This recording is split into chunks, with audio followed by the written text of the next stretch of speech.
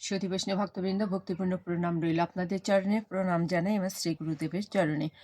প্রণাম জানাই অনন্ত কোটি বিশ্বব্রহ্মাণ্ডের নাই শ্রী ব্রজেন্দ্র নন্দ নন্দনের চরণে। সুধী বৈষ্ণব ভক্তবৃন্দ, আজ আমরা পরম পবিত্র ব্রতর কথা শ্রবণ করব। সেটা হচ্ছে সফলা একাদশী।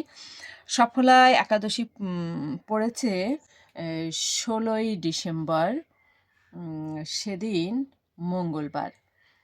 তো আমরা অবশ্যই যেন সফলা একাদশী ব্রত সকলে পালন করি। তো আমরা পালনের কথাটা পরে শ্রবণ করব।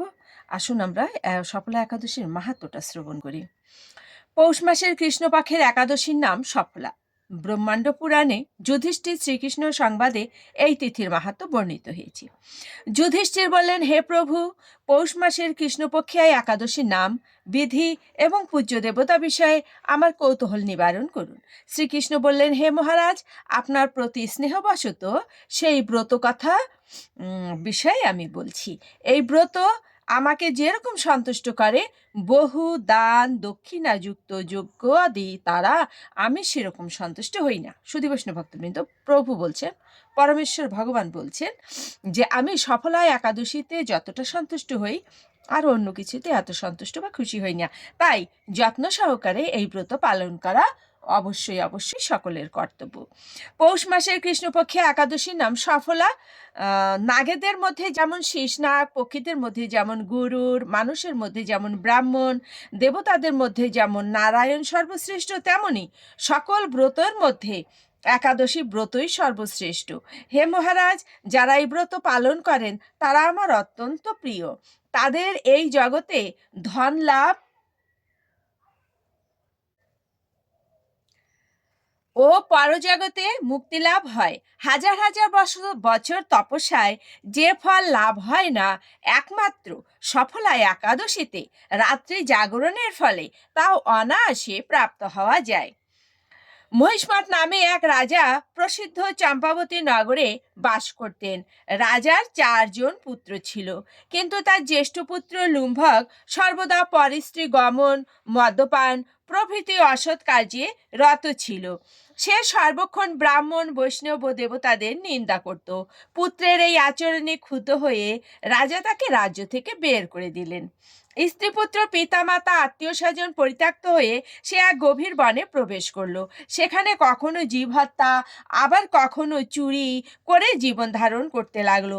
কিছুদিন পরে একদিন সে নগরে প্রহরীদের কাছে ধরা পড়ে গেল, কিন্তু রাজপুত্র বলে সেই অপরাধ থেকে সে মুক্তি পেল। পুনরায় সে বনে গিয়ে গিয়ে জীব হত্যা ও ফলমূল আহার করে দিন যাপন করতে লাগলো। ওই বনে বহু বছরের পুরনো একটি বিশাল অশ্বত্থ বৃক্ষ ছিল। সেখানে ভগবান শ্রী বাসুদেব বিরাজমান বলে বৃক্ষটি দেবত্ব প্রাপ্ত হয়েছে। সেই বৃক্ষতলে পাপ বুদ্ধি লুম্ভক বাস করত।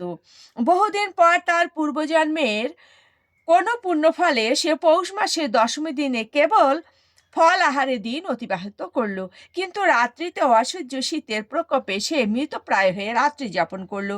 পরদিন সূর্যোদয় হলেও সে অচেতন হয়েই পড়ে রইল। দুপুরের দিকে তার চেতনা ফুরল।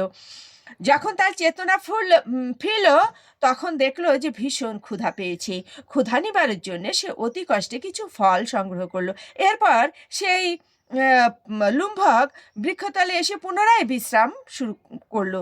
রাত্রিতে খাদ্যভাবে সে এতটাই দুর্বল হয়ে পড়েছিল, সে প্রাণ রক্ষার্থে ঈশ্বরের উদ্দেশ্যে ফলগুলো নিয়ে বলছে, হে ভগবান, আমার কি গতি হবে বলে অশ্রুপাত করতে করতে সেই বৃক্ষমূলে হে লক্ষ্মীপতি নারায়ণ, আপনি প্রসন্ন হন বলে নিবেদন করলো। এইভাবে সে অনাহারে ও অনিদ্রায় সেই রাত্রি যাপন করলো। ভগবান নারায়ণ সেই পাপী লুম্ভকে রাত্রি জাগরণকে একাদশী জাগরণ এবং ফল অর্পণকে পূজা বলে গ্রহণ করে নিলেন। এইভাবে অজ্ঞাত সারে লুম্ভকের সফলা একাদশী ব্রত পালন হয়ে গেল।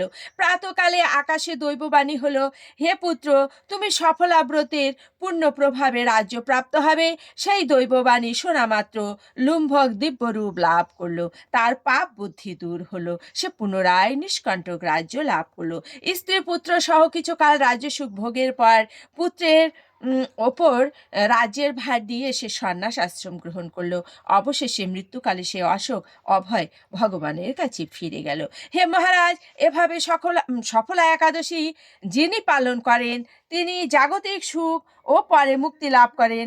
এই ব্রতে যারা শ্রদ্ধাশীল তারাই ধন্য, তাদের জন্ম সার্থক, এতে কোনো সন্দেহ নেই। এই ব্রত পাঠ ও শ্রবণে মানুষের রাজসীয় যজ্ঞের ফল লাভ হয়। সুধী বৈষ্ণব ভক্তবৃন্দ, আমরা শ্রবণ করলাম সফলা একাদশীর মাহাত্ম্য। তো এমনও যে অমূল্য ব্রত, এই ব্রত যেন আমরা কোনোভাবেই নিষ্ফল না করি। তো অবশ্যই অবশ্যই আমরা মনে রাখবো 16ই ডিসেম্বর 2025 বার হচ্ছে মঙ্গল। তো মঙ্গলবারে অবশ্যই আমরা এই একাদশী ব্রত পালন করব। আর পরদিন আমরা পালন করব কখন? সূর্য উদয় থেকে 9টা 35 পর্যন্ত। সুধী বৈষ্ণব ভক্তবৃন্দ, আবারও বলছি, আমরা যেন সকলে এই ব্রত পালন করতে পারি। প্রভুর কাছে এই প্রার্থনা, দয়াময় তুমি আমাদের সকলকে ভক্তি দান করো, আর তোমারই ব্রত যেন আমরা করতে পারি তোমারই খুশির জন্য। ওম নমো ভগবতে বাসুদেবায়, ওম নমো ভগবতে বাসুদেবায়, ওম নমো ভগবতে বাসুদেবায়। ওম শান্তি, ওম শান্তি, ওম শান্তি, শান্তি শান্তি।